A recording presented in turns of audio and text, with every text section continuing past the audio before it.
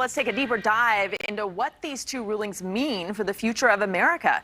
Joining us now is Dina Doll. She's an attorney and legal analyst. Thanks for being here. So these two big rulings today, immigration, climate change. Let's start with the so-called Remain in Mexico policy. The Supreme Court siding with President Biden, ruling that he can overturn this Trump-era policy. So break down the implications of this ruling for us.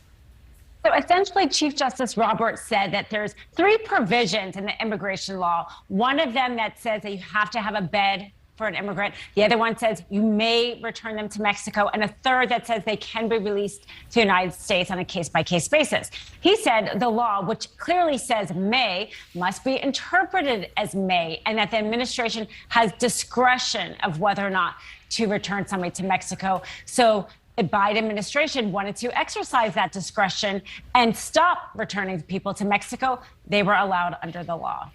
And let's talk about the other significant decision. This is how the EPA is allowed to enforce restrictions on how to protect the environment. And the court reducing the EPA's power here. This is a huge win for the coal industry, not so much for the Biden administration. Explain this case and what this case means.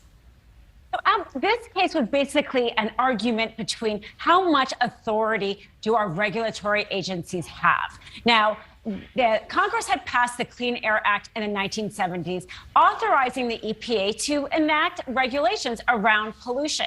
But Chief Justice Roberts for the court said this particular act against the power plant was a step too far. They named this major doctrine that said that if they were passing something regarding had a significant economic effect, then Congress had to be more explicit. And he said Congress wasn't explicit enough in terms of this particular act around the power plants. And so how does this decision affect other government agencies?